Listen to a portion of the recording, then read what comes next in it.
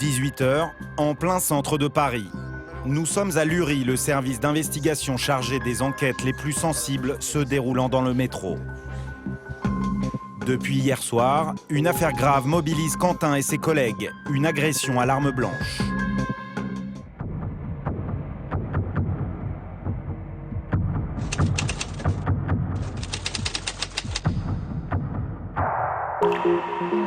Les faits se sont déroulés dans cette station du centre de Paris. Sur ce tapis roulant, un homme arrive à hauteur d'un groupe de jeunes et tente de les dépasser. Pour des raisons encore inexpliquées, les jeunes vont s'en prendre à lui. Bousculade, insultes, plusieurs d'entre eux se mettent à le frapper violemment. Une première fois. La victime, la voici. C'est un jeune homme, il est en sang. Quelques secondes plus tard, alors qu'il tente de répliquer, ils se mettent à le frapper de nouveau. Un témoin de la scène qui tente de le défendre est agressé à son tour. Alors que la première victime est rouée de coups, l'un de ses agresseurs habillés en blanc sur ces images se jette sur lui. Armé d'un couteau, il le frappe à 9 reprises. 9 coups de couteau au cou et dans le dos. Alors que l'homme est à terre, d'autres jeunes le frappent de nouveau. C'est déjà passé. Scène de panique dans le métro. Certains passagers se mettent à fuir le tapis roulant par tous les moyens. En quelques secondes, les agresseurs prennent la fuite. La victime sera envoyée aux urgences. L'agression aura duré moins d'1 minute. 1 minute de violence inouïe, filmée par les caméras du réseau.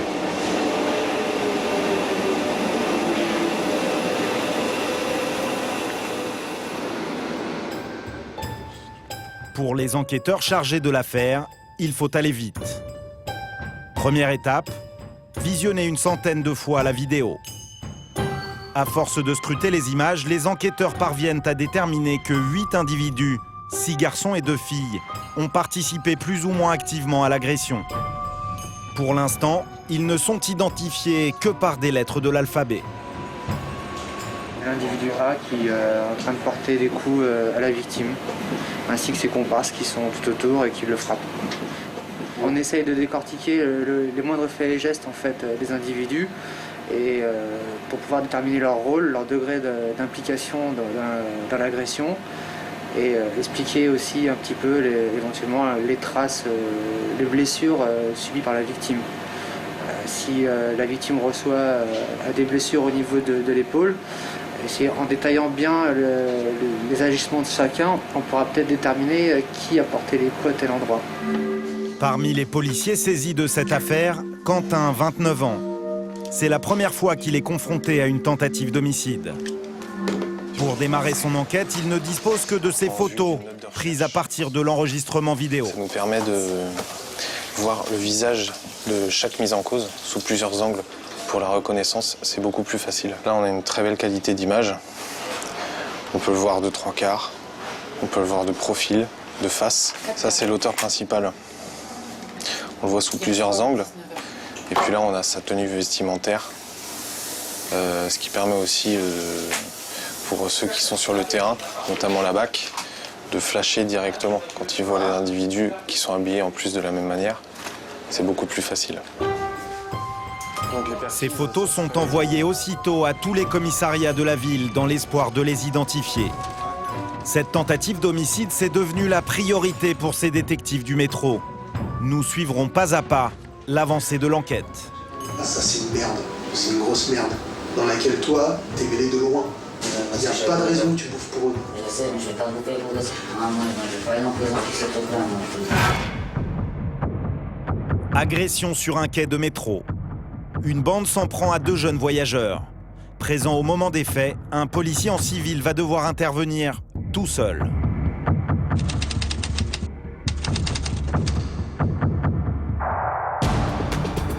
Un dimanche ensoleillé dans les beaux quartiers de la capitale. 5 jeunes viennent de descendre dans le métro. Un groupe alors surveillé par des policiers en civil. Parmi eux, cet homme au téléphone au fond de l'image.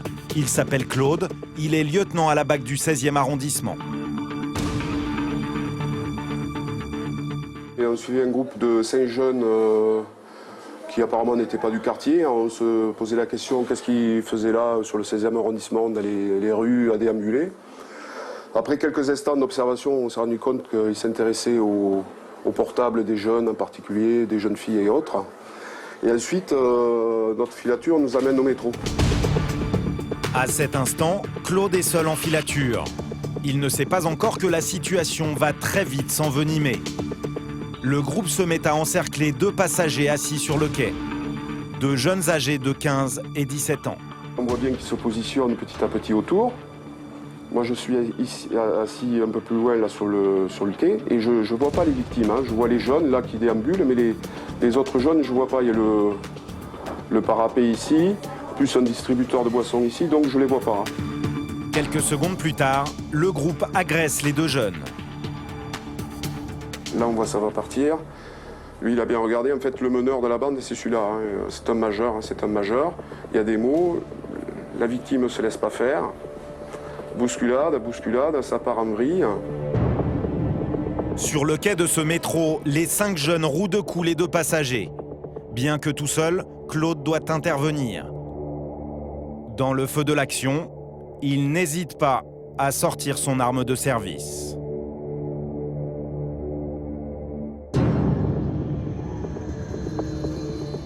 Et là, je suis obligé d'intervenir. Il faut vraiment les figer sur place, quoi. De toute façon, ils sont 5. Hein. Moi, je suis tout seul, ils sont 5. Même s'ils sont jeunes, c'est pas grave, quoi. Ils sont capables de tout. Hein. Il faut de suite s'imposer. Hein. Sinon, c'est foutu. Hein. Il est évident que je vais pas ouvrir le feu sur des gamins, etc. Si le fait de sortir mon arme n'avait eu aucun effet, bon, j'aurais remis mon arme à l'étui et puis je serais allé au carton tout seul, quoi, hein, comme ça. Hein. J'en aurais au moins chopé 1 ou 2, quoi. Et je savais que mes collègues étaient pas loin, que ça, 15 secondes après, ils étaient là. Donc, À l'arrivée de ses collègues, Claude va ranger son arme. Les 5 individus sont maîtrisés et menottés. Choqués et légèrement blessés, les 2 jeunes agressés déposeront une plainte au commissariat. Grâce à l'intervention de Claude, ils s'en sortent plutôt bien. Une scène incroyable de western dans le métro parisien, à la stupeur des autres passagers. et là, on explique aux gens et pourquoi ils ne voient que la fin de l'interpellation. Donc, voilà, ils cherchent à savoir ce qui s'est passé, etc. Et souvent, il y en a qui nous critiquent, parce que c'est violent quand même pour quelqu'un qui n'est pas habitué à ça. Donc nous, on est obligé de presque nous justifier, quoi. Hein, de dire, bon, il y a eu agression, etc., pour que les gens l'acceptent. Les 5 jeunes sont placés en garde à vue. Parmi eux, 2 récidivistes seront déférés au parquet pour tentative de vol avec violence.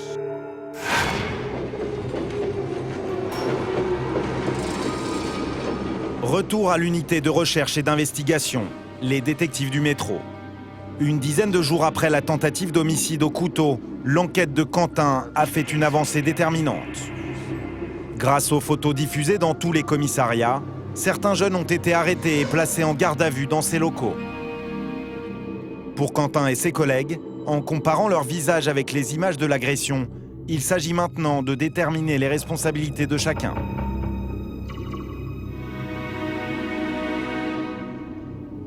Qu'est-ce que t'en penses? Non. Non? Je pense absolument oublié. Tu pensais à... Non.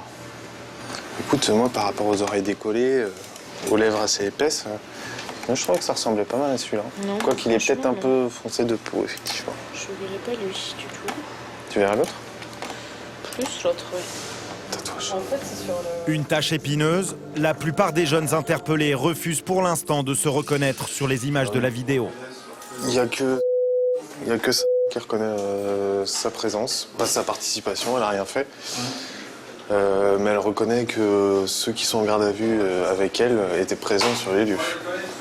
Alors que l'auteur A, lui, niait catégoriquement sa présence sur les lieux. Il disait que c'était pas lui du tout, qu'il connaissait même pas les autres. Actuellement, ils sont 7 à être auditionnés. Parmi eux, cet homme en t-shirt blanc. Lui se reconnaît sur les images de l'agression, mais il nie y avoir participé. Donc là, ok, c'est toi, on est d'accord. Et comme tu m'as dit tout à l'heure, vous êtes devant. Ok. Alors, je vais le marquer. C'est important de toi. Là, ça c'est une merde. C'est une grosse merde. Dans laquelle toi, t'es mêlé de loin. Parce que comme tu disais tout à l'heure, et je sais que c'est vrai, parce que j'ai vu la vidéo, t'étais devant. où ils sont partis pendant le moment. Et que c'est pour ça que c'est important que tu me donnes des détails sur les autres, parce que les autres, Non, c'est la vraie, il n'y a pas de raison que tu bouffes pour eux. Mais je sais, mais je vais pas bouffer pour eux. Ah, moi, je vais pas aller en prison pour ce truc-là, moi. Ça marche. Est-ce que tu peux me dire qui a fait quoi? Bon, je pense dans tout ça, le bleu, je pense c'est l'indice, je crois. Ok, tu m'as dit, lui, il a fait quoi plutôt? Je pense qu'il a donné des coups, je pense que c'est lui qui a donné des coups, je pense que c'est Des coups? Ouais. Et Avec le reste, avec les autres. les coups, tu veux dire? Des coups de poing, Coup de poing, coup de, je sais pas, moi j'ai entendu couteau aussi, coup de poing, couteau.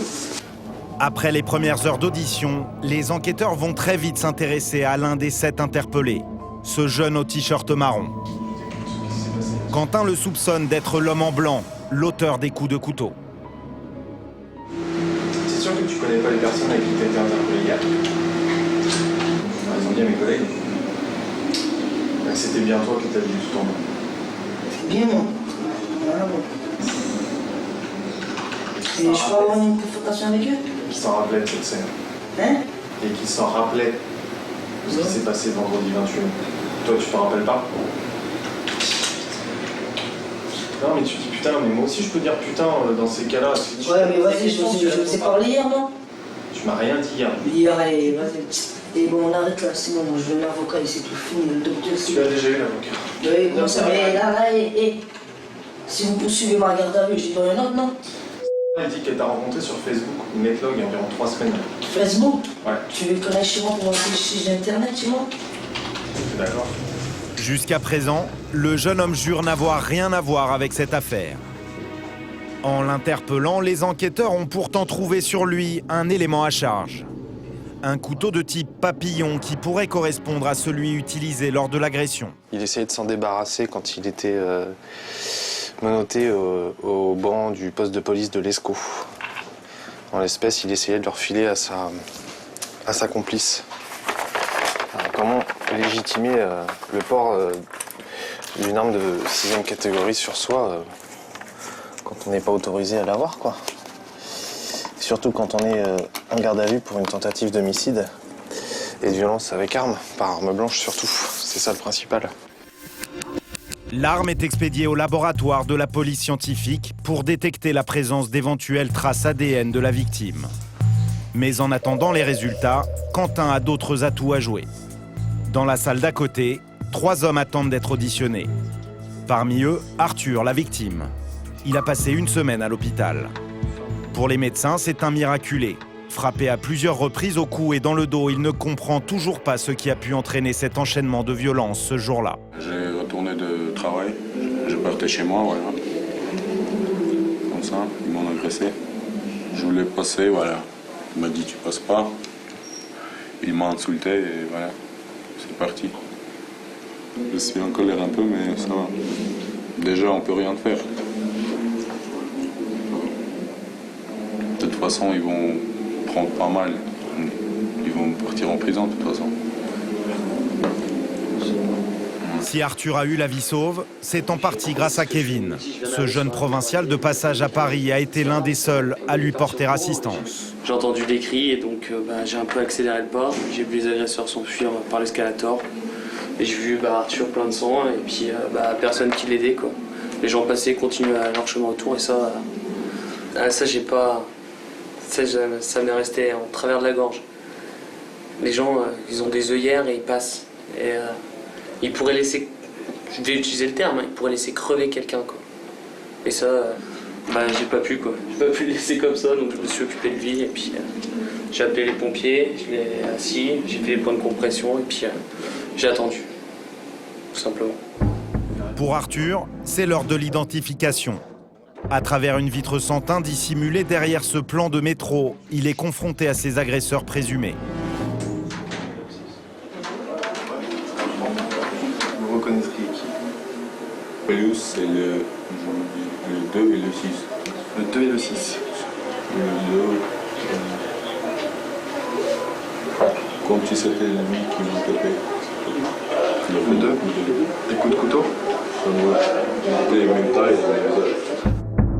Le numéro 2 C'est l'homme au t-shirt marron, suspecté depuis le début par Quentin d'être l'auteur des coups de couteau. Qui était habillé en blanc. Qui m'a mis le couteau. Donc, pour vous, qui c'est qui était habillé en blanc? Blanc.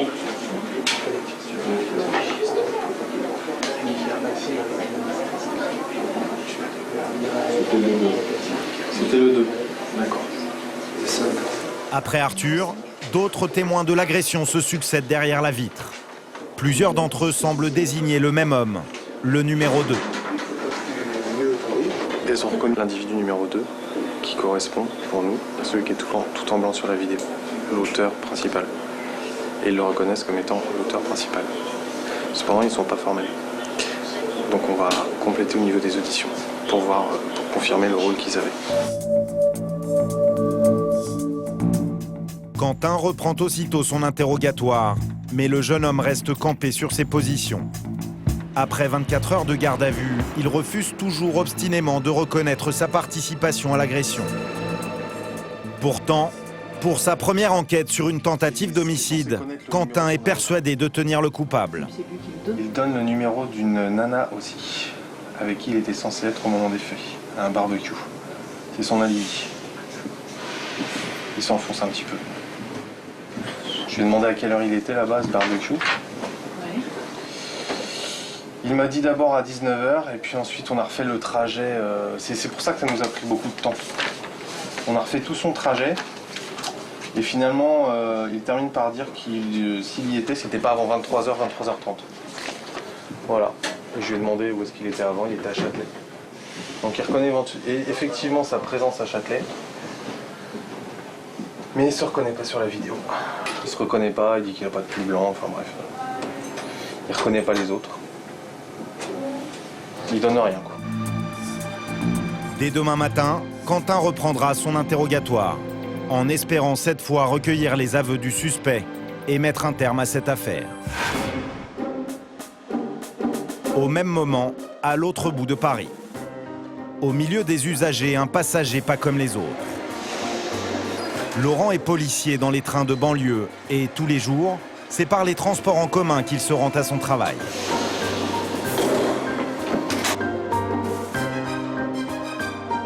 Âgé de 36 ans, ce fils de policier n'a jamais hésité quant à sa vocation. Cela fait maintenant 14 ans qu'il travaille dans la brigade des réseaux ferrés parisiens. C'était un choix, sorti d'école, c'était un choix au hasard en fait. C'était pourquoi pas les réseaux ferrés. La tenue en maintien d'ordre me plaisait. Ça évitait la cravate, la chemise, ça me plaisait au départ. Et après, moi j'y ai pris goût, quoi. La brigade où travaille Laurent, la voici. Nous sommes à l'UAR, l'unité d'appui du réseau. C'est parti. Il est 21h, briefing de la nuit. Bonjour à tous. Repos. Bon, différents points, vous avez pu vous apercevoir que nous ne sommes plus engagés sur la porte dorée, ce qui est plutôt une bonne chose. Cette unité est spécialisée dans le maintien de l'ordre. En civil ou en tenue, ces policiers patrouillent jour et nuit dans le métro, le RER et les trains de banlieue. Avec une mission prioritaire, la lutte contre les bandes.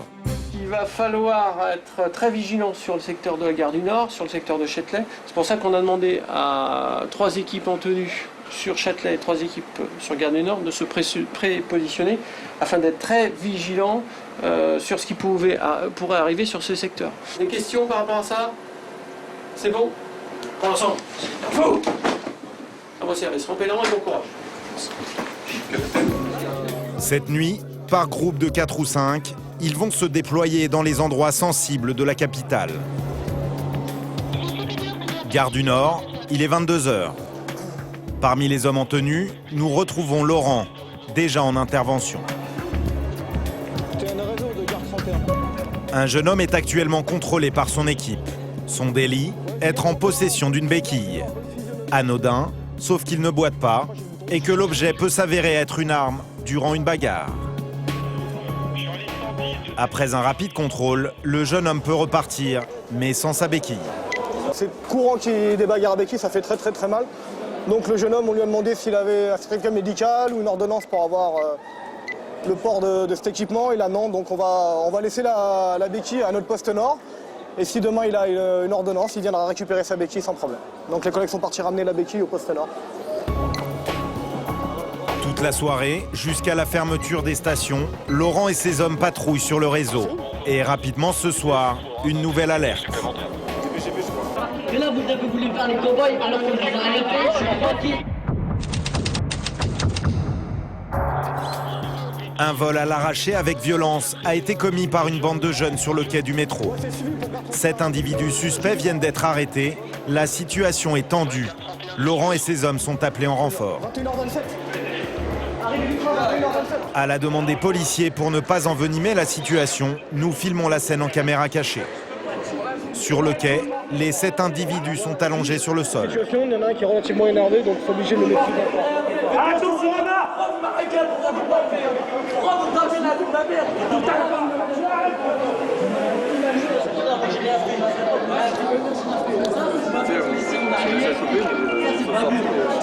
Les jeunes sont énervés, ils nient avoir commis le moindre délit. Pour le moment, rien ne prouve aux policiers que le groupe interpellé est bien celui qui a commis le vol. Pour en avoir le cœur net, Laurent n'a qu'une solution. Allez, vous les mettez debout.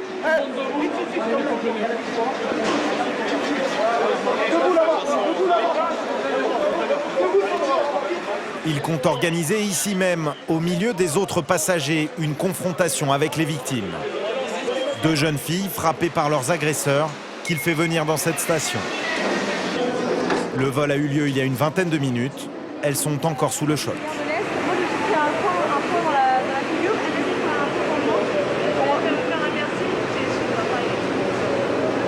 Mon sac a été balancé dans le métro. Heureusement pour moi, enfin Dieu m'a gardé, tout a été récupéré. Et donc voilà, donc c'est 7 armes. Je vous explique. Nous, on a interpellé 7 individus. D'accord. Déjà, on a le même nom. D'accord. Ils sont là. D'accord. Donc, discrètement, on va passer. Vous pouvez en reconnaître? On va essayer. Moi, je ne sais pas si je suis capable, mais on va essayer. Enfin, en tout cas, moi, je suis tellement énervée contre ce genre d'individu que je serais capable de faire ce que Parce que là, on en a 7. Bon, tu me les tournes, tu me les mets de face et je vais passer avec la demoiselle. Avec les demoiselles. Là, on est dans la pénombre, donc on va passer, vous allez passer, on va passer ensemble et vous regardez. Et ils ne vont pas nous reconnaître? Ils vont vous voir, mais pas vous reconnaître. D'accord, parce que j'ai pas envie d'avoir un point ici maintenant, c'est bon quoi. On n'a pas le choix là, on n'a pas le choix. D'accord, parce que là, on ça sait même pas si c'est le bon groupe. Donc on va passer tranquillement. Pour les jeunes filles, l'épreuve est redoutable. Malgré la présence policière, elles ont peur de se retrouver face à leurs agresseurs. Et au bout de quelques secondes, plus aucun doute. Ils nous ont agressés il y a 1 minute. Viens là, il n'y a pas de problème. Et il n'y a aucun problème. C'est eux. Tous eux. Je ne sais pas si c'est tous eux, mais la majorité c'est eux. Ok, tranquille. Venez, on va monter tranquillement. C'est ça le problème. Là, ils ne vous voient pas, on est tranquille. Face à ces agresseurs, l'une des 2 jeunes filles craque. C'est ce groupe-là. Après, je peux pas vous dire s'il y en a un qui n'est pas là. Je peux vous dire que, en gros, la majorité, j'ai déjà connu. Des policiers, il n'y a pas de problème. Il n'y a pas de problème. Il y a des policiers partout, il n'y a pas de problème. On peut les préparer. Pourquoi les gens qui sont comme ça? C'est pas humain.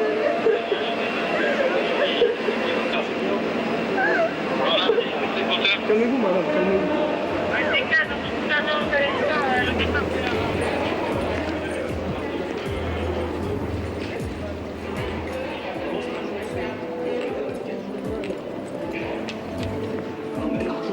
Les 7 jeunes sont immédiatement transférés au commissariat de police de la gare. La violence des bandes dans les transports en commun, une préoccupation de plus en plus grande pour les forces de police. Des bandes souvent responsables d'agressions, de vols avec violence, mais aussi dans certains cas de tentatives d'homicide, comme l'affaire qui monopolise l'attention des enquêteurs de l'URI. C'est le dernier jour de garde à vue pour les interpellés, dont le jeune homme suspecté d'être l'auteur des coups de couteau. Et ce matin, Quentin dispose d'un nouvel élément. Lors d'une perquisition faite à son domicile à l'aube, les enquêteurs ont découvert une casquette blanche. Sur la visière, ce qui pourrait être une tache de sang. Une casquette identique à celle de la vidéo. Une preuve à charge qui peut s'avérer déterminante pour le jeune homme mis en cause. Sur cette perquisition qu'on a fait ce matin, On a trouvé une casquette qui ressemble fortement à celle que tu portes au moment des faits. Elle t'appartient? C'est la tienne? Pourquoi tu l'as pas jetée, la casquette? Bon, je me suis dit, moi, j'allais la laver et tout, voilà. Tu l'as lavée depuis? Dans la casquette? Ouais. Non. Le t-shirt que tu portais et le sweat à capuche blanc avec l'inscription. Ouais, je l'ai pris. Tu les as achetés? Voilà. Pourquoi tu t'en es débarrassé? Bon, voilà, il ne pouvait pas me reconnaître, mais voilà. Le jeune homme n'a plus le choix. Il avoue être l'homme en blanc de la vidéo. Quentin va maintenant tenter de comprendre les raisons qui l'ont poussé à commettre ce geste. Pendant le combat, voilà, j'ai commencé à donner des pêches. Et du coup, au moment où j'ai repris ma casquette, j'ai retiré le papillon. Et voilà, j'ai porté des coups à la victime. Je pouvais le tuer, là. Hein. Bah ouais, si tu pouvais le tuer. Voilà. Bon, je suis conscient, mais voilà. C'était quoi ton sentiment? Un sentiment, c'est quoi? Le sentiment, est-ce que j'avais la haine et tout comme ça, non? Ouais. Non, je pense pas que j'avais la haine. Pas du tout. T'avais quoi comme sentiment, là? Ouais, juste bon, voilà. Normal, mais un peu ivre, voilà. Non, l'ivresse, c'est pas un sentiment. Le sentiment, mais comment je peux pas vraiment t'expliquer. Voilà. Bon, quand c'est parti, bon, voilà, tout de suite. Et voilà, j'ai porté des coups, pop. Et après, j'ai retiré le couteau, j'ai porté des coups. Voilà. Mais sans intention de tuer la victime, quoi, voilà. Tu réponds pas à ma question vraiment, là. Tu paraissais vachement déterminé en exécutant ces gestes, tu trouves pas? Ouais. T'avais l'air très déterminé, même, en portant les coups de couteau. Va au bout. Ouais, mais chef, t'es lancé. Voilà, maintenant, il faut aller jusqu'au bout. Ouais, mais chef, je te jure, moi... Tu peux pas t'arrêter là, faut que tu ailles jusqu'au bout. Voilà, mais moi, je te dis, chef, moi, je t'explique comment, voilà. Bon, j'ai porté des coups, c'est parti comme ça, chef. Pour Quentin, les heures défilent. Le jeune homme reconnaît avoir agi sous l'influence de l'alcool, mais jusqu'à présent, il nie toute tentative d'homicide. Mais tu disais tout à l'heure que t'aurais pu le tuer. Mais c'est ce que je te dis. Imagine, il serait mort. Imagine, je l'aurais tué. Imagine, justement, imagine voilà. qu'il serait mort. Voilà. T'es d'accord que c'est possible? Mais... Sachant que tu lui mets 3 coups de couteau dans le cou. Mais je suis d'accord, c'est possible. Un dans le thorax, 5 dans le dos. Putain, tu te rends compte? Et tu me dis que tu voulais juste faire le boss? Non, pas question. Que t'avais pas l'intention de le tuer? Pas question de faire le boss, chef. Mais bon. Tu lui auras mis, je sais pas moi, un coup de couteau dans la cuisse. On peut pas dire que t'avais l'intention de le tuer. Mais là, tu lui en mets 3 dans le cou, 5 dans le dos, 1 dans le thorax. Oh! T'avais pas l'intention de le tuer avec tous ces coups de couteau? Non, chef, je te jure. C'est quoi l'explication? Je sais pas, chef, je te jure, chef. D'accord, tu voulais faire le boss devant tes potes. Pas question de le Tu lui as mis 9 coups de couteau. Mais c'était pas que pour faire le boss devant tes potes. C'était pour lui faire du mal, c'était pour qu'il se relève pas, c'était pour le tuer. Non, mais j'avais pas l'intention de le tuer. Parce que t'es pas un meurtrier dans ton âme. Tu vas pas dire « Ah, je suis un meurtrier ». Non, mais pourtant, là, au moment présent, sur la vidéo qu'on voit, c'est filmé, à ce moment-là, t'avais l'intention de tuer. Quand même, Eh ben ouais. Parce que 9 coups de couteau, quand même, c'est énorme, hein. Ah, c'est énorme. Pour Quentin, les aveux sont complets. Le jeune homme reconnaît la tentative d'homicide.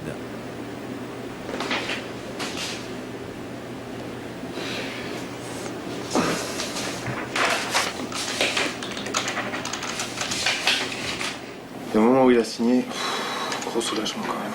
Parce qu'il a signé. Ouais, c'est comme disait le chef, c'est un aboutissement. Un aboutissement d'une enquête de 15 jours. De pratiquement 48 heures de garde à vue. On arrive au résultat escompté. C'est-à-dire qu'enfin, il reconnaît les faits. C'est rare, hein, c'est rare que ça arrive. Enfin, pour moi en tout cas, c'est la première affaire de tentative d'homicide.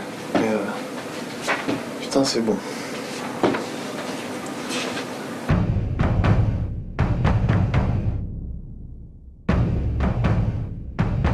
Satisfaction pour Quentin. 5 des 7 jeunes interpellés seront finalement écroués et placés en détention provisoire. S'il est reconnu coupable de tentative d'homicide, l'auteur des coups de couteau risque jusqu'à 10 ans de prison. Le prix à payer pour son geste fou commis sous l'emprise de l'alcool, un soir dans le métro parisien.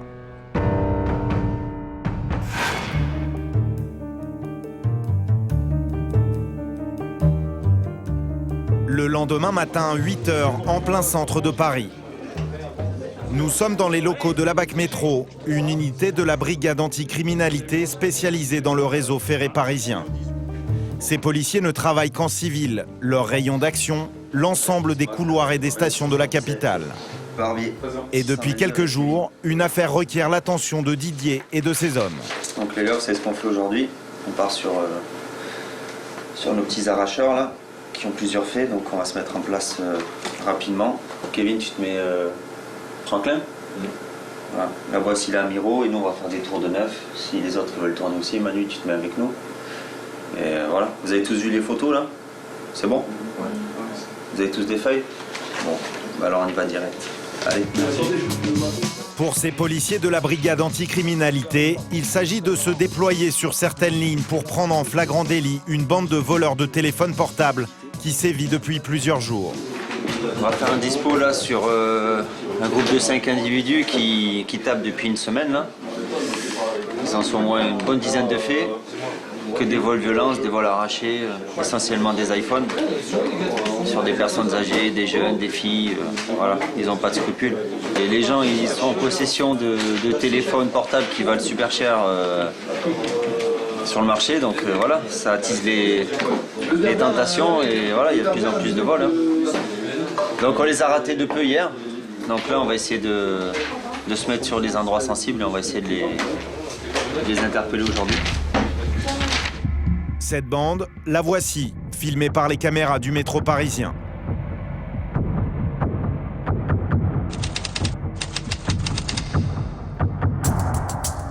À chaque fois, les voleurs utilisent le même mode opératoire. Comme ici, station Miroménil, il est midi, le métro est bondé. Au fond de cette image, on distingue l'un des voleurs. Il se tient debout à l'entrée d'un wagon. Au moment de la fermeture des portes, il arrache un téléphone des mains de son propriétaire et prend la fuite. Pour les victimes, il est souvent trop tard. Un passager en blouson de cuir a assisté à toute la scène. Il tente de rattraper le voleur. Mais dans les couloirs du métro, il finit par perdre sa trace.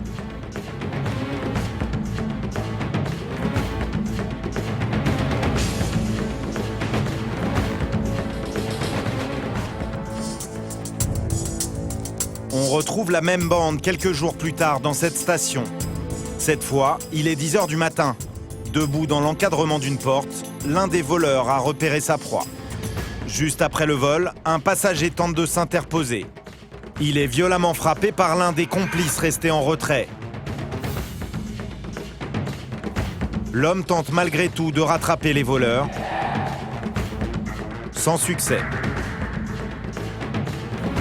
Les 3 jeunes se dispersent. Ils parviennent à quitter la station. Mais grâce à ces enregistrements vidéo, les policiers de la BAC disposent de leur signalement et de leur visage. En patrouillant sur les lignes où cette bande a l'habitude d'opérer, ils espèrent les prendre sur le fait. Aujourd'hui, ils sont une dizaine en civil, en mission de surveillance. À leur demande, pour ne pas attirer l'attention, nous les suivons en caméra cachée.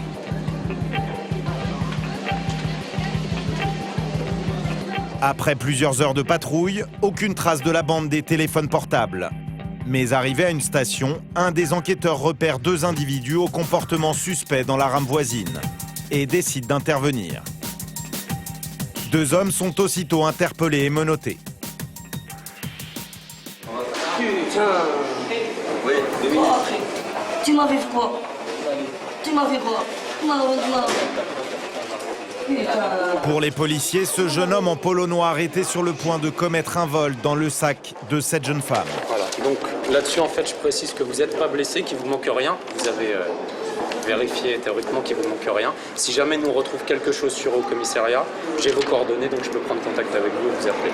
Apparemment, il n'y a pas de souci. Ah, on n'a rien fait, on n'a rien volé, on n'est pas des volés. On n'a pas volé. Vas-y, fouille-nous. S'il y a quelque chose, prends-nous. S'il y a une dame aussi, vas-y, je viens avec vous. Regarde, ok. Donc commence pas à me dire j'ai rien fait. À la montée, tu travailles avec ta veste. Oh non, j'ai rien fait. Mais t'as trouvé quelque chose sur moi? Non, pas rien. Malgré les protestations du jeune homme, le policier est formel. Il a déjà eu affaire à ce pickpocket et connaît ses méthodes. C'est des individus qu'on connaît, donc je les repère à la montée.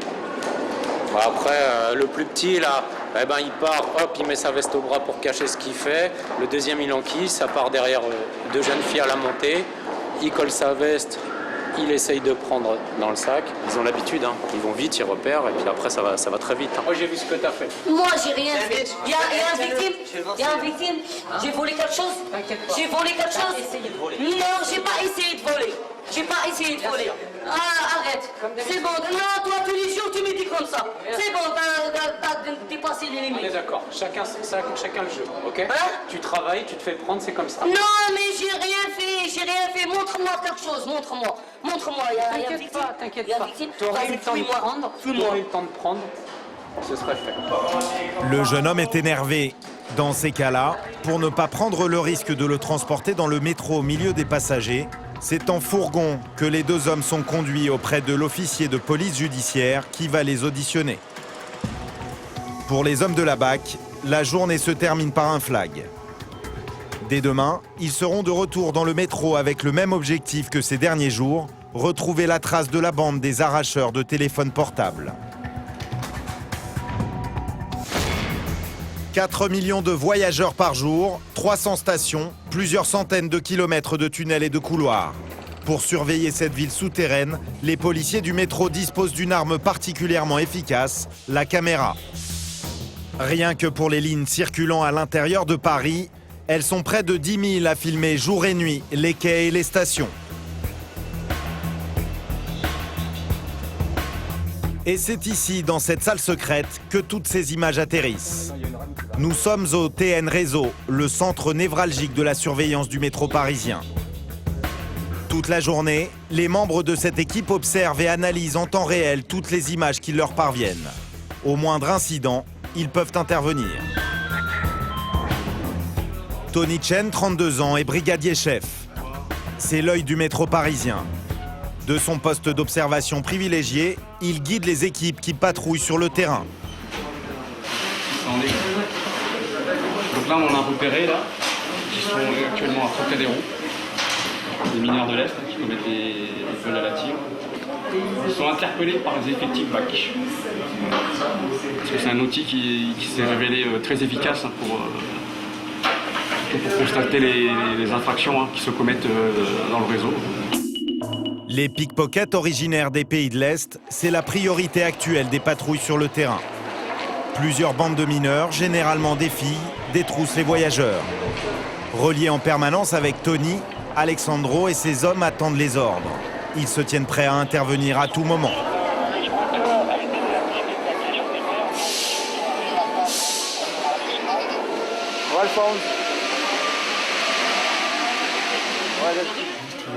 Ouais, finalement, elle est un peu ça. On va comprendre. Voilà. Tiens, Tony, à la limite, on va se positionner sur la 8 au niveau des escaliers. Ce matin, l'équipe se rend dans l'une des stations les plus fréquentées par les touristes, en bas des Champs-Élysées. Et on va se planquer un petit peu. Et puis de là, on attendra les instructions de Tony en vidéo. Et on va essayer de faire un flag. Voilà. Donc on va voir.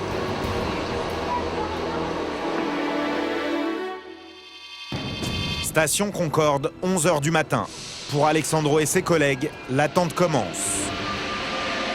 À quelques kilomètres, devant les nombreux écrans vidéo, la tâche de Tony est difficile. Déceler parmi le flot des voyageurs les comportements suspects. Mais au bout d'une vingtaine de minutes, un jeune homme attire son attention. On en a vu un garçon avec un sac à dos. Ouais. Donc il était sur. Il arrive. La rame elle va arriver à Concorde, direction Château de Vincennes, en milieu queue. fouilleux qu'eux. On en a vu un, mais peut-être qu'il n'est pas le seul. Hein. Donc c'est à toi de voir à peu près ce que tu verras dans la rame. Okay. Dès l'arrivée de la rame sur le quai, les policiers bloquent le métro. Le pickpocket présumé serait dans l'un de ces wagons, mais les informations dont il dispose restent vagues. Donc là, je vais appeler l'équipe pour savoir s'il en est, s'ils ont trouvé. Ça s'est passé vite. Hein. Gilet bleu marine. Ouais, cheveux courts, il doit faire à peu près 1m60. 1m60 65. Ouais, c'est un jeune, ouais.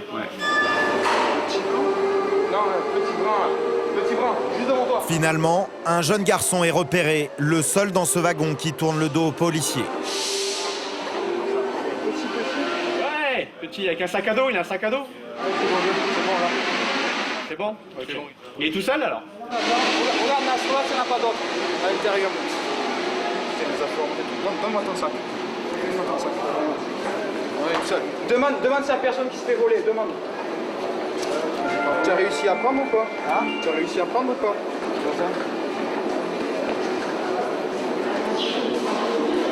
Ouais, garde-le.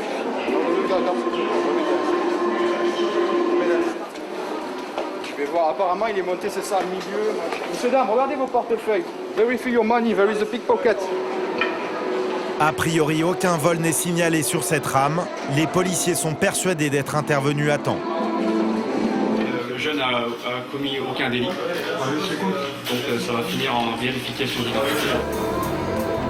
Pour ce jeune garçon, un simple contrôle et un rappel à l'ordre. Mais à quelques stations de là, des voleuses à la tire viennent également d'être repérées. Allô? Est-ce que tu peux te diriger sur la 8 à Concorde? Parce qu'il y en a 4 qui viennent monter à Opéra là, sur la 8, direction Ballard.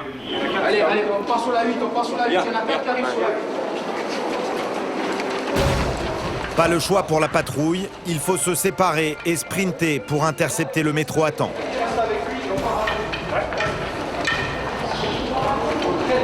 Guidé en temps réel par les instructions de Tony. Non, c'est bon. Non, tu vas trop loin là, tu vas trop loin. Oh. C'est en queue, je t'ai dit, je t'ai dit en queue.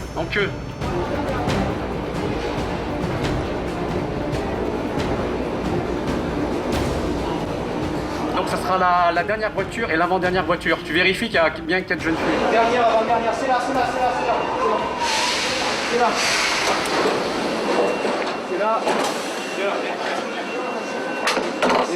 Les filles, on descend. Allez, descendez. Descends, donne-moi le sac. Allez, sac. Allez, descends. Pardon. Allez. J'ai un portefeuille là. Ouais. Hein? J'ai un portefeuille là, il l'a caché comme tu m'as vu. C'est pas avec nous, nos garçons. Il y a quelqu'un qui s'est dévoilé son portefeuille, monsieur. C'est sûr qu'il est descendu? Après vérification, le propriétaire du portefeuille n'est plus dans la rame. Là encore, c'est grâce aux caméras du réseau qu'il va être repéré. Écoute-moi, la victime, elle est descendue à Madeleine, mais elle a vérifié son sac. Bon, la caméra n'est pas terrible, mais j'en déduis qu'elle était en train de vérifier son sac. Peut-être que la victime, elle peut très bien monter en rame et venir vers toi. Ouais. D'accord? Ouais. D'accord, ok? Ouais, ok. Par contre, tu menottes 4 jeunes, on est en flag, hein, d'accord? Vous avez rien les filles? Vous avez rien sur vous? Non, oh. on n'est pas ensemble avec elle. Comment? Vous n'êtes pas ensemble? On n'est pas. Vous êtes sérieuse là? Sérieux? Vous avez quelque chose? Videz-moi tes poches. Videz-moi vos poches. C'est tout ce que vous avez? Oui, j'ai mon argent. Combien de temps là? 70 euros. Je vais acheter le portable. Quelques minutes plus tard, les victimes du vol rejoignent la station. 2 touristes indiens visiblement soulagés de croiser cette patrouille de police. Oui, c'est ça, ouais. Bah c'est bon. Ah bah c'est bon, ils ont la victime. Bah voilà. Donc l'affaire est carrée dans le sac. Donc là on a les auteurs et on a la victime. Voilà. Donc vous voyez, les victimes ils sont contents de pouvoir retrouver leur portefeuille et nous, nous aussi on est très satisfaits quoi. Comme. Et là.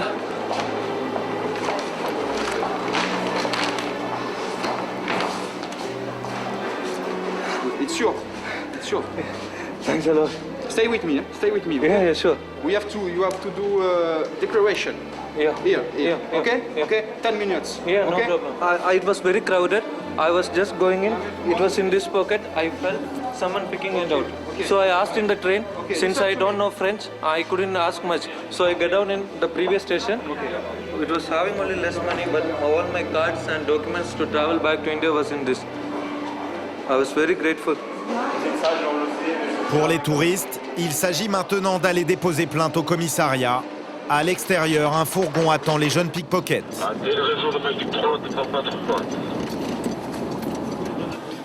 On conduit les interpellés à l'UTJ Nord, qui se trouve pas loin de la gare du Nord. Voilà. Après, ça va être aux mains des OPJ. Les jeunes interpellés aujourd'hui sont déjà connus des services de police. Mineurs, ils seront libérés quelques heures plus tard.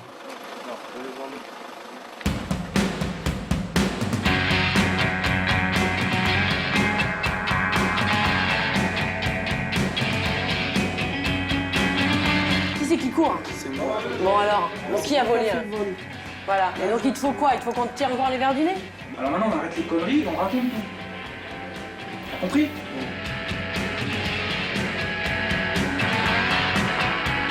Oh, j'ai rien. T'enlèves. Dépêche-toi. On essaye de se défendre tout seul, vous savez pas qu'est-ce que c'est que vous tous les jours vous sortez de chez vous, vous faites taper, c'est ça?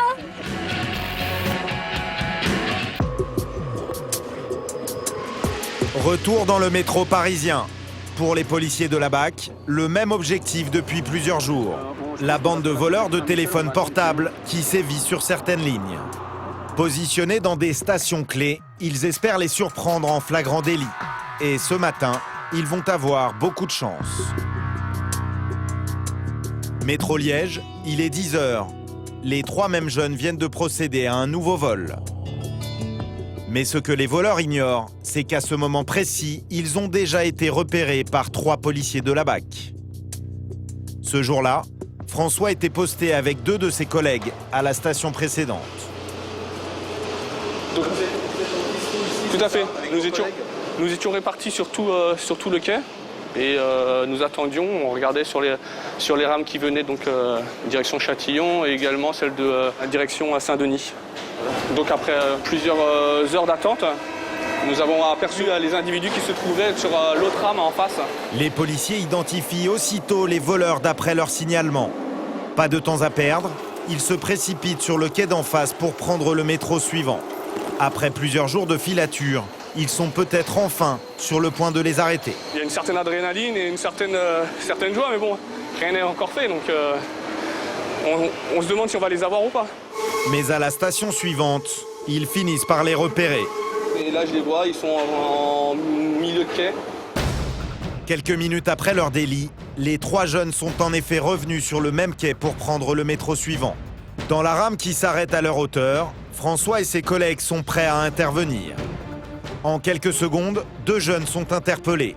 Le 3e a eu le temps de rentrer dans le wagon suivant.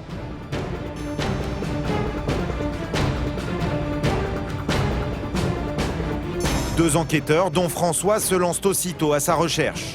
Au bout de quelques minutes, il est lui aussi interpellé.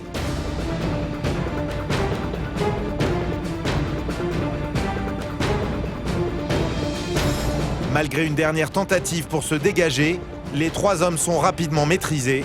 Une belle prise pour la BAC Métro.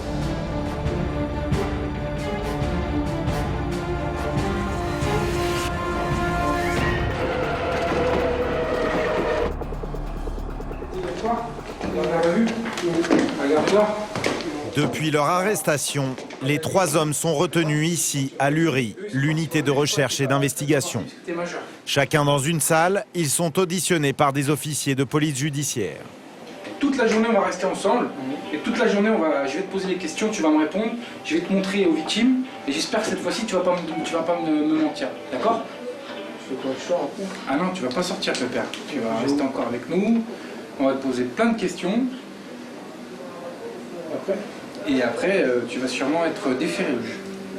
Concernant un autre fait à Miroménil, le lendemain, qu'est-ce que tu avais dit sur celui-là?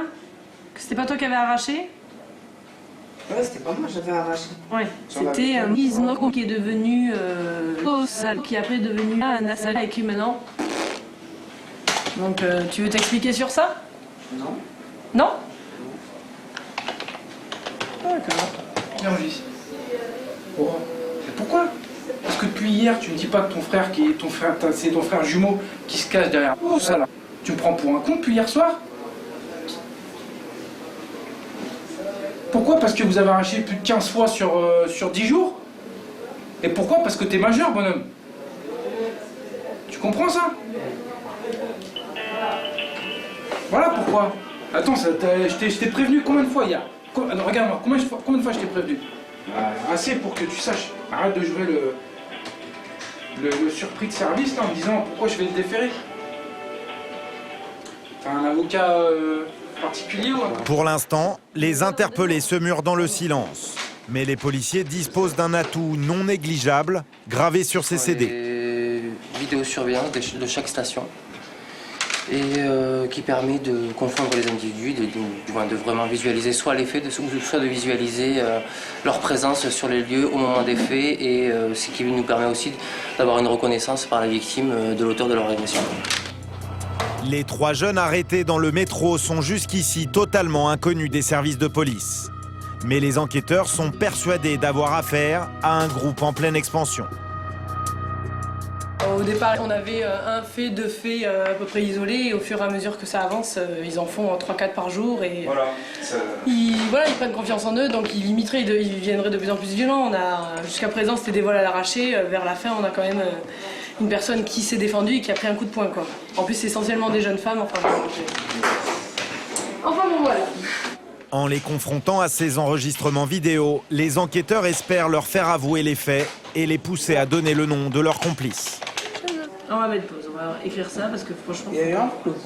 Attention, tu vois, il y a le premier qui descend, tu ne vas pas courir, hein, donc il a rien dans les mains. Qui c'est qui court? C'est moi. Bon alors, donc qui a volé? Voilà, et donc il te faut quoi? Il te faut qu'on te tire encore les verres du nez? Non, là je vois que c'est moi qui a fait le vol. Et tu te souviens pas avec qui tu étais? Non. Tu crois que le magistrat il va le prendre en considération? Il va pas croire que tu te Non mais pas sérieusement, je me souviens pas avec qui j'étais vendredi. C'est énorme quand même. Il va falloir que tu t'en souviennes, hein, mon coco. Parce qu'en attendant, il n'y a que toi. Hein. L'autre, tu veux pas nous dire ce qui c'est. Je savais c'est qui. Oui, mais moi je veux l'entendre dire de ta bouche, d'accord? Parce qu'effectivement, moi j'ai fait les recherches et je sais très bien. Heureusement que j'ai pas compté sur toi pour avoir l'identité de cet individu. D'accord? Parce que toi, depuis hier, tu nous mènes en bateau. Sauf que moi, aujourd'hui, je te donne une chance et là, tu as la possibilité de le dire ouvertement au magistrat. Je te demande comment il s'appelle. D'accord. Et il est qui exactement vis-à-vis de... Son frère jumeau. Voilà. Et pourquoi tu n'as pas voulu nous le dire hier? Parce que je voulais pas le balancer, c'est tout. Dès il voulait pas le balancer. Maintenant, tu sais que ton frère il est fait, donc ça sert à rien de le cacher. Donc voilà. Alors maintenant, on arrête les conneries et on raconte tout. T'as compris? Finalement, après plusieurs heures d'audition, il passe aux aveux. Toujours 17 ans. Donc je vois que je suis en train d'arracher le téléphone. Et après, et qu'il y a un individu. Il y a un justicier, il a voulu me bloquer. Et mon ami, il est venu me mettre un coup de poing. Donc le monsieur, là, ton justicier, comme tu l'appelles, c'est un avocat, d'accord? Aïe, aïe, aïe. Ça fait mal. L'homme qui est intervenu sur le quai, le voici. Sur demande des hommes de l'URI, il est venu identifier les interpellés. Ce qui m'énerve, c'est que ces gens-là se permettent de faire ça à 10h15, un vendredi, dans une rame bondée, sur un quai bondé, et personne ne bouge. À travers une fente discrète dans un plan de métro, il reconnaît l'un de ses agresseurs. Oui, c'est le 10. Ouais. Le 10, mais... Un élément à charge de plus contre les 3 jeunes. Dès demain, ils seront déférés au parquet. 2 d'entre eux sont majeurs. S'ils sont reconnus coupables de vol en réunion, ils risquent la prison ferme.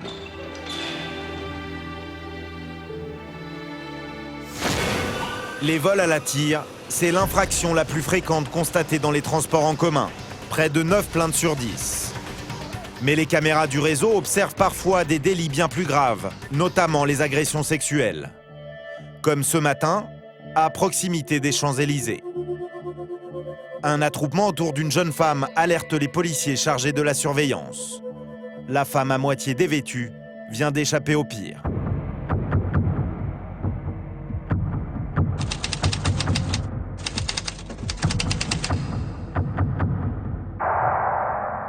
Ce jour-là, au même moment, un homme en parka verte prend la fuite. En épluchant les enregistrements vidéo, les enquêteurs vont retracer son parcours. 2 heures plus tôt, à l'autre bout de Paris, l'homme en parka verte, le voici descendant dans le métro. Il se fait remarquer une première fois dans cet escalator. Sans raison apparente, il bouscule violemment une passagère.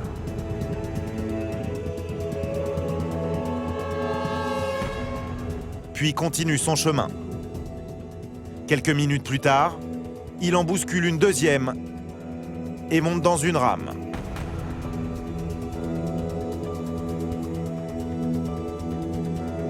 Pendant 1 heure, les enregistrements vont perdre sa trace.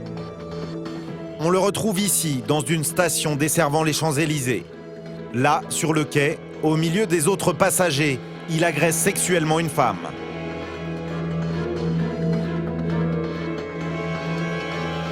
Et sa traque perverse ne va pas s'arrêter là. Il erre dans les couloirs de la station pendant de longues minutes. Il semble chercher sa proie. À plusieurs reprises, on le voit suivre différentes femmes avant de rebrousser chemin.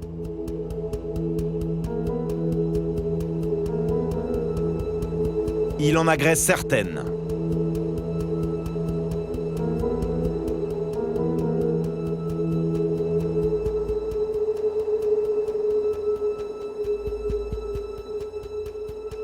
Finalement, dans ce couloir, il repère une jeune femme seule. Il finit par la coincer contre les portes automatiques et là, tente de la violer. La lutte dure plusieurs secondes. La femme se débat et parvient à se libérer. Grâce à son signalement, l'homme en parka verte sera arrêté le lendemain. Il est depuis interné dans une unité pour malades difficiles.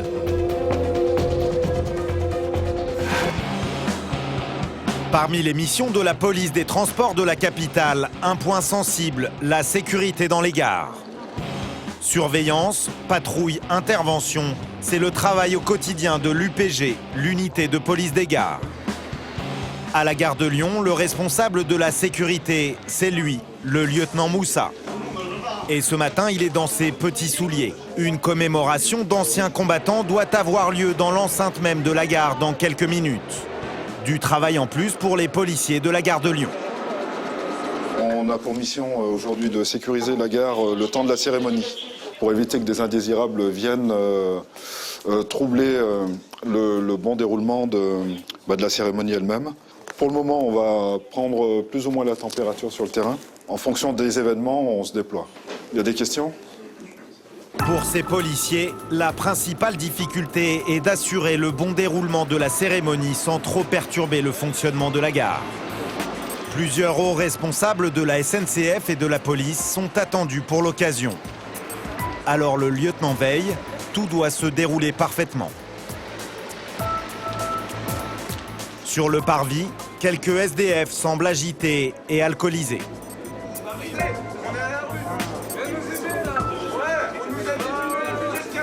Tiens, on les dégage, on les pousse un peu plus loin, c'est le train. Face aux insultes, pas question de prendre le moindre risque de troubler la cérémonie. Vous entendez ce que je vous dis? Allez, reculez-vous un peu plus loin. Tiens, vous les poussez un peu plus loin, on s'en occupe après. Certains refusent d'obéir. Ils sont menottés et conduits au poste pour la matinée. Le directeur, bonjour. Très bien. Très bien. Bonjour, madame. À l'intérieur de la gare, arrivée des officiels. Parmi eux, en uniforme de cérémonie, le sous-directeur de la police des transports. Donc on aura un autre dispositif, si vous n'avez pas d'inconvénient, qui sera un peu en retrait au niveau du monument. On ne sait jamais. Et puis il y aura des collègues là qui suivront de très loin. La cérémonie est sur le point de débuter. Le défilé d'une 50aine d'anciens combattants venus rendre hommage aux cheminots morts pendant la Seconde Guerre mondiale. Mais pour le lieutenant, tout ne va pas se dérouler comme prévu. Oui, Yannick. Au téléphone, une nouvelle dont il se serait bien passé. Oui, c'est suivi, mais est-ce que vous pouvez me donner une description précise du colis suspect? Un paquet abandonné repéré dans les sous-sols de la gare, juste en dessous du passage du défilé. Bon, il va falloir qu'on évacue tout vers le fond. Le colis, il est juste à l'aplomb. Oui, c'est bien pris, donc nous faisons le nécessaire pour faire respecter le périmètre en surface reçue. On est dans le périmètre, du colis suspect. Ils veulent procéder à un repli au moins des personnalités qui sont ici. Mesure d'urgence, là? C'est une mesure classique. Jusqu'à la levée du doute par le labo, on est obligé de procéder par le respect d'un périmètre de sécurité. Pas le choix, en pleine journée, il doit faire évacuer la gare. Ceux qui sont dans la gare, ils vont tous sur le parvis. D'accord. Ok, tu les fais sortir avec. Tu prends des gars, tout le monde là, ils vont sur le parvis. Il faut qu'ils sortent sur le parvis. Tous. Monsieur, dame, outside. Voyageurs et anciens combattants, tout le monde doit quitter le bâtiment. Et alors qu'il procède à l'évacuation, nouvel appel pour le lieutenant. Une valise vide. Oui, c'est pris en direct pour TL63, donc il s'agit d'une valise vide, donc neutralisée et reçue. Donc c'est bon. Une fausse alerte, la cérémonie peut commencer, au grand soulagement du lieutenant Moussa. Dans les gares parisiennes, il y aurait de 2 à 3 alertes au colis suspect par semaine. En général, des bagages oubliés. Sarcelles, dans la banlieue nord de Paris, au bord de la gare RER, des policiers ont été appelés en urgence pour interpeller une bande de jeunes. Vous nous avez fait peur. Une dizaine de collégiennes d'à peine 13 ou 14 ans, équipées de manière plutôt étonnante. Barre de fer, La ceinture. béquilles, ceinturons, un véritable arsenal. C'est une bande de filles qui allaient, je pense, rejoindre d'autres filles pour se taper dessus, hein, tout simplement. Ils étaient tous armés de barres de fer et de bâtons. S'il vous plaît. Si, vous y étiez tous. Il a amené des filles encore. Dans la rue d'à côté, d'autres filles sont également arrêtées. Celles-ci tentaient de fuir, elles aussi étaient armées. Elles avaient une barre de fer en fait, donc elles s'en sont débarrassées. Pour 2 stations comme ça, aussi nombreuses avec cet équipement-là, c'est pas pour les loisirs de l'après-midi. Bon, maintenant, je vais faire preuve de votre honnêteté. Qui avait le bâton? On sait qui, il y a les vidéos. Maintenant, celle qui... Voilà. Non, tu l'avais depuis tout à l'heure, depuis un moment, d'accord? Le ceinturon, je sais qui c'est. Elle me le dit pas. Ceinturon. C'est pas grave. D'accord. Pièce d'identité pour tout le monde. Une interpellation dans un quartier sensible. D'autres jeunes se sont regroupés à proximité. Très vite, les esprits s'échauffent. Des insultes fusent. Les policiers doivent rapidement faire preuve d'autorité. Là-bas, contrôle. Une fois pour reculer. Reculer. Oh, je te dis. Reculer, on charge. Pour les policiers, il s'agit de comprendre pourquoi ces collégiennes étaient armées. Madame, mettez-vous sur le côté, s'il vous plaît. Voilà. Moi, je pose la question à vous. Vous avez une ceinture ou vous faites quoi? Vous allez avoir une copine comme ça? J'ai rien fait. Bah, vous voulez faire quoi avec la ceinture? Vous bladez comme ça avec des ceintures? Mais on sait jamais maintenant. S'il y a des gars qui veulent. On sait jamais. S'ils veulent nous Vous frapper, voulez on est faire là. quoi? Une copine? Qui voulez vous frapper? Personne. On a dit si on veut nous frapper, on est là. Qui veut vous frapper là? Ben, je sais pas, il y a des gens qui nous aiment pas. Peut-être qu'on Tous les nous jours, de frapper. vous promener avec une ceinture? Non, pas tous les jours. Ah bon? Nous, on nous avait prévenu qu'il y avait des gens qui voulaient nous frapper. Nous, on n'a rien fait. Qui voulait vous frapper? Mais on sait pas. On sait pas. Les affrontements entre groupes de filles sont de plus en plus fréquents. Et ça démarre souvent sur Internet. Si vous voulez, je vous lance mon blog, vous allez voir si. Ils m'ont dit si je vous trouve à la gare, je vous êtes morte. Sur leur blog, c'est devenu une habitude. Certaines bandes se défient, provocations, insultes, menaces. Parfois, elles se donnent rendez-vous sur le terrain pour se combattre. Aujourd'hui, selon ces filles, il était uniquement question de se défendre d'une bande rivale d'un autre collège. Elles affirment avoir déjà été attaquées quelques jours auparavant. Sur leur visage, des traces de blessures. Attendez, moi, on vous tape à 50, vous allez avoir peur au bout d'un moment. Toute la vérité. C'est un autre collège qui n'aime pas notre collège. Donc ils ont voulu nous frapper parce qu'ils nous aiment pas. Et lundi, quand ils sont venus nous frapper, on n'était que 2. Ils ont dit ils vont revenir. On essaie tous les moyens, le seul moyen maintenant c'est d'essayer de se défendre tout seul. On n'a aucune autre solution, monsieur. Ça fait des années qu'on souffre comme ça. Tout le monde est en train de nous taper, on parvient à tout. On porte plainte, ils disent c'est la main courotte. Ben nous on en a marre, on essaye de se défendre tout seul. Vous savez pas qu'est-ce que c'est que vous tous les jours vous sortez de chez vous, vous faites taper, c'est ça? Vous n'aurez pas tapé de contrôle. Vous serez parti, vous aurez fait quoi? Vous avez rencontré ces filles-là, vous aurez fait quoi? Vous aurez porté un coup sur la tête de quelqu'un. La personne, elle serait morte. Ce serait dommage, 14 ans. Je pense pas que c'est la solution. Il y a d'autres solutions.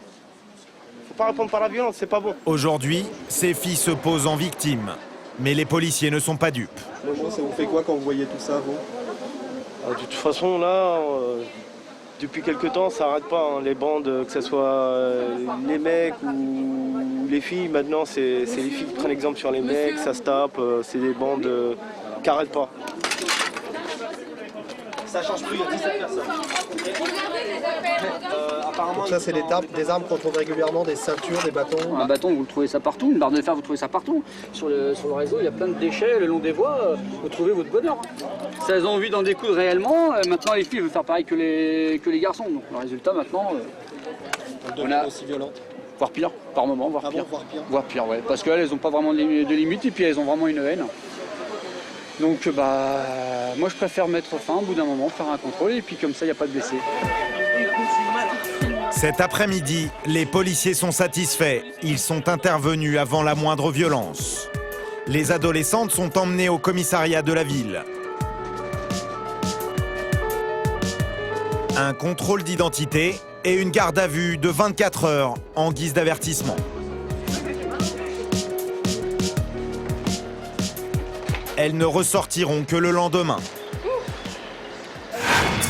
Lutter contre les bandes, c'est l'une des missions traditionnelles de la police des transports en banlieue parisienne.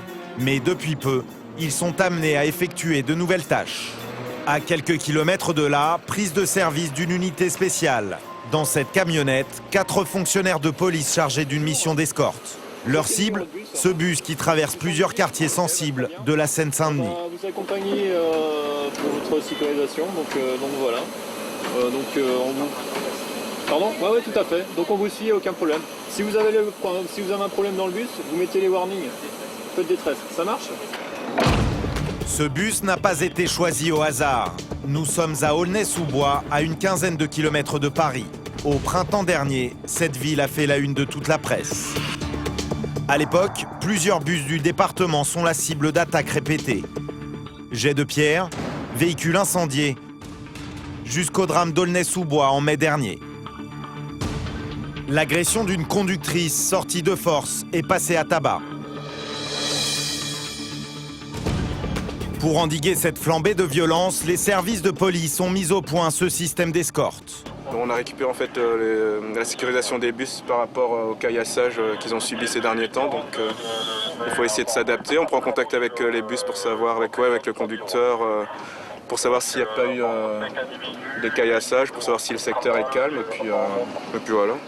Dans certains quartiers, les policiers sont particulièrement attentifs, comme ici à proximité de l'endroit où la conductrice de bus a été agressée. Quand on passe dans les quartiers comme ça, en fait, avec les bâtiments, les immeubles, donc on est obligé de jeter un coup d'œil sur la droite, un coup d'œil sur la gauche pour voir s'il n'y a pas des petits groupes ou si on ne jette pas, en fait, s'il n'y a pas des jets de pierre ou on ne sait pas où. Depuis qu'elle a été mise en place, l'escorte policière semble avoir porté ses fruits. Mais pour certains conducteurs de bus, le retour au calme est encore fragile. Personne n'a oublié l'agression dont a été victime leur collègue. Ahmed conduit des bus à Aulnay depuis 3 ans. En quelques mois, il a vu la situation se dégrader. Les jets de pierre, les agressions, Ahmed les vit au quotidien. On est passé d'un caillassage classique et on est monté d'un cran, quoi. Après c'est le cocktail Molotov, après c'est l'arme à feu qui transperce les carreaux et maintenant on arrive à tabasser ma collègue Josette et la traîner à l'extérieur du compartiment conducteur par des jeunes filles, 3 jeunes filles adolescentes, vous vous rendez compte? C'est terrible, hein, c'est vraiment terrible. L'agression de cette conductrice de bus en mai dernier a choqué toute la profession. C'était un dimanche en début de soirée. 3 jeunes filles montent à un arrêt. Elles demandent à Josette de s'arrêter à une station non desservie par cette ligne. La conductrice refuse. Les 3 passagères vont s'en prendre à elle. Insultes, crachats, puis l'une des jeunes filles âgées de 18 ans en vient aux mains. Coup de poing, coup de pied. Elle la traîne en dehors du bus et continue de la frapper, sous les yeux des passagers et surtout de sa propre fille de 15 ans présente dans ce bus. Pour Josette, traumatisée, une incapacité totale de travail de 8 jours. Interpellée dès le lendemain, la jeune fille a été jugée 1 mois plus tard.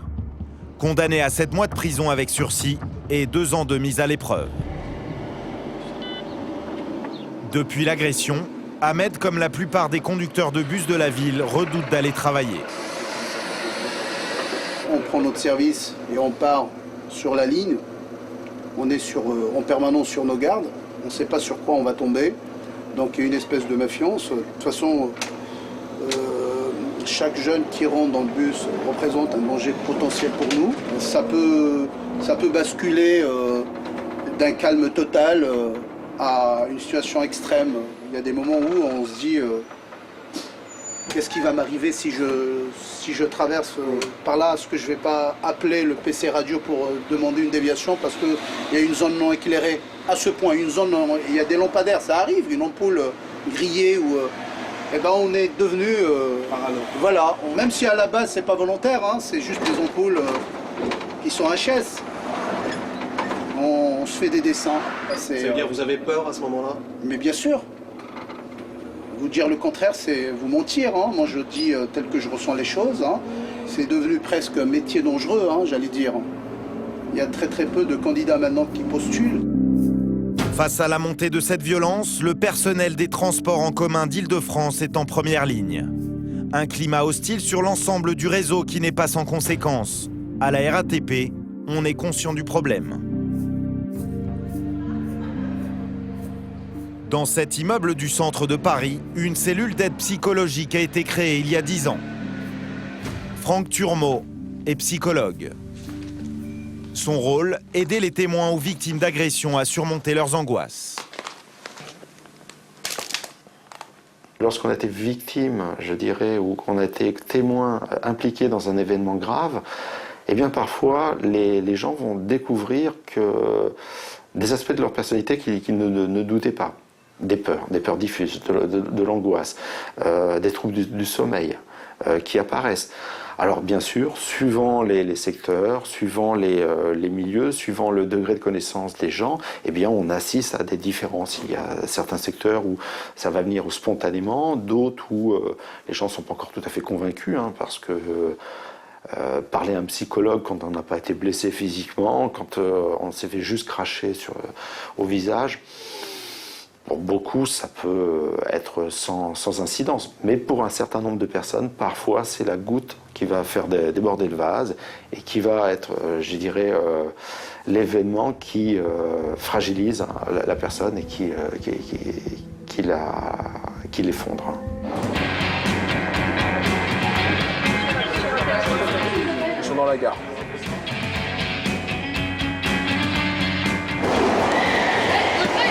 Chope-le, police!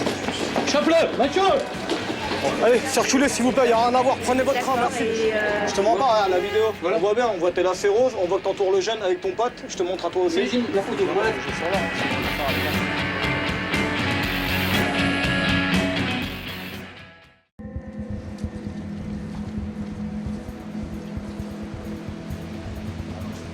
Robert est chauffeur de métro depuis près de 30 ans. Il n'a jamais été la victime d'une agression, mais il a traversé une toute autre épreuve. Le cauchemar de tout conducteur de rame, la mort d'un passager sous ses yeux. C'était il y a 2 ans, en entrant dans une station. Un homme se trouve alors sur la voie. Le gars, il était au bout, là. Ici, là, et je l'ai vu au dernier moment, j'ai freiné, mais je l'ai pris entre le quai et la rame. Et donc, malheureusement, personne n'est décédé. Hein. L'homme, percuté par le métro, est un SDF. Il était descendu sur les voies pour tenter de récupérer une bouteille de vin. Il n'a pas entendu la rame arriver. Sur le coup, Robert ne mesure pas ce qui vient de se passer. Il applique les consignes de sécurité, coupe le courant et fait évacuer les voyageurs. Bon, on pense pas tout de suite à la victime, c'est vrai. On pense qu'après à la victime, à se jeter à peu près ici. Là. Et la victime, Robert va avoir du mal à l'oublier. Aujourd'hui encore, 2 ans après le drame, il se souvient de chaque seconde avec précision. J'ai encore du mal à en parler, parce que je revois encore ces images. Je vous dis, c'est ancré dans ma mémoire. Je revois encore ces images très précises de la victime, très précis des quelques secondes qui ont précédé avant le choc. Et c'est des choses qu'on ne peut pas oublier. Le voyageur qui se trouvait à l'endroit où il ne devait pas être, je savais déjà à l'avance qu'il allait mourir. Et pendant ces quelques secondes, ça a été terrible. Une fois que les pompiers sont arrivés, c'est là, à ce moment-là, je me suis rendu compte que c'était extrêmement... ça commençait à être très compliqué. J'ai commencé à avoir des flashs. Je me sentais un petit peu coupable de ce qui s'est passé. J'avais une culpabilité, puisque je me posais des questions. Pourquoi moi Je me suis dit, je suis fort, je suis un homme. Je sais qu'on est formé pour ça, mais en définitive, devant ces faits douloureux et graves, on est rien du tout, on est tout petit.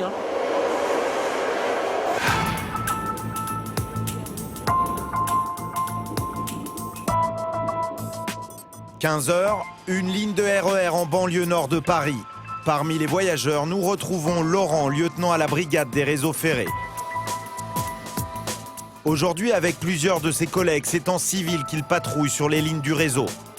Toute la journée, il se mêle aux autres passagers.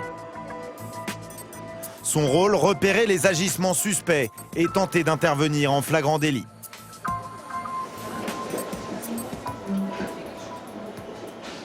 Je vous vois souvent en train de regarder, d'ouvrir les portes.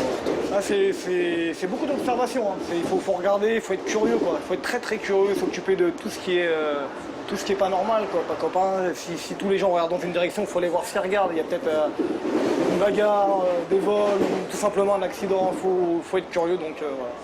Je pense que c'est les yeux, le sens qui nous sert le plus en fait. Quand vous remarquez des jeunes qui vont éventuellement faire une bêtise. Il y a une attitude. Soit on les connaît, donc on sait, soit c'est une attitude. Ils remontent les trains, ils sont très mobiles, très agités, très nerveux. Des fois, il y a des beaux groupes, ils sont assis, ils écoutent de la musique. Bon, c'est des groupes calmes, c'est un bon groupe mais calme. Mais un bon groupe agité, ça remonte les quais, ça reste pas en place. Ça ouvre les portes, ça va en haut, en bas. Donc ça, c'est les groupes auxquels on va prêter une grande attention.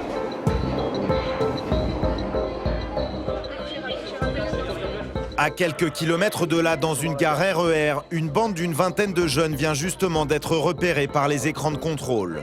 Laurent et ses hommes reçoivent l'ordre de s'y rendre immédiatement. À sa demande, nous le suivons en caméra cachée.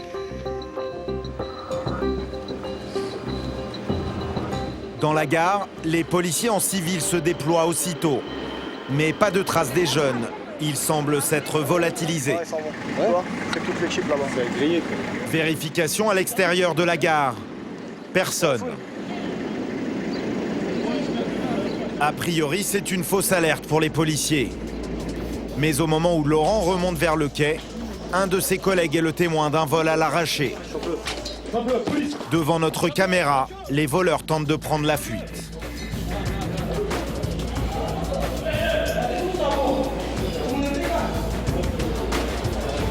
Aussitôt pris en chasse par les policiers en civil, 2 jeunes sont finalement interpellés. Hein? Ouais, va le chercher. Non. Laisse debout. Une intervention sensible au milieu du flot des voyageurs. Allez, on dégage de là. On avance. On dégage. Pour éviter que la situation ne dégénère, Laurent décide d'évacuer tout le monde au plus vite. Direction un local sécurisé de la gare. Ils l'ont dit, viens, on le fait, lui. Tu vois, j'ai pas le temps de te dire. Mais au moment où il se croit à l'abri, nouveau problème. Son collègue resté seul avec la victime du vol se sent menacé par d'autres jeunes.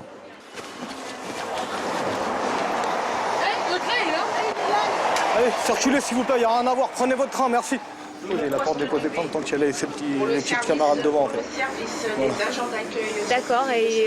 Donc on a interpellé deux. La victime, c'est cet adolescent en sweat bleu. Autour de lui, un groupe de jeunes s'est formé comme pour l'intimider. Résultat, le jeune homme nie avoir été victime du moindre vol. Ils sont partis. Pourquoi ils sont partis en courant? J'en sais rien du tout. Je voulais pas. Non, mais j'ai tout vu, moi. Bon, viens avec moi. Viens avec moi, jeune. Jeune, viens avec moi. Pour tirer l'affaire au clair, Laurent décide de l'interroger un peu plus loin. Il a vu se faire dépouiller, mais il ne veut pas déposer plainte. Il lui manque rien, donc il lui manque les écouteurs, tu vois. Déjà, on va le mettre au calme un peu, parce qu'il a peur de toute la clique. Ils sont une bonne quinzaine, là. Donc il a un peu... Ça le stresse, il l'entoure au train. Donc on va être tranquille, discuter, se figer. On va discuter avec lui. Le collègue, lui, il a constaté quelque chose, tu vois. Il est à côté de toi, il a vu des choses. Tu vois, on n'est pas en civil pour faire... Donc, ce qu'il a vu et ce que tu dis, ça correspond pas. On est d'accord? Ouais, mais... C'est facile de... Je sais pas combien ils étaient. Là, j'ai 5. Facile, voilà.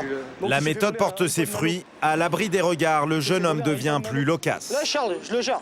C'est mon ami. Voilà, il s'est fait voler un iPod Nano, donc il n'osait pas le dire. Donc, je sais pas si dans le groupe, alors toi, tu peux me le confirmer. Mais on est pas en charge. Pour le moment, l'objet volé n'a pas été retrouvé et les deux jeunes interpellés nient leur implication. D'accord. Vous connaissez monsieur? Non, mais de toute façon, c'est pas grave. Hein. Je veux dire, je vous dis simplement comment ça va se passer. Mais à la déposition de l'adolescent s'ajoute le témoignage du policier qui a assisté à la scène. C'est... Ok, bah, je te gère ça. On va voir. Par là. Pour avertir la Et lors de leur transfert, nouvel élément à charge.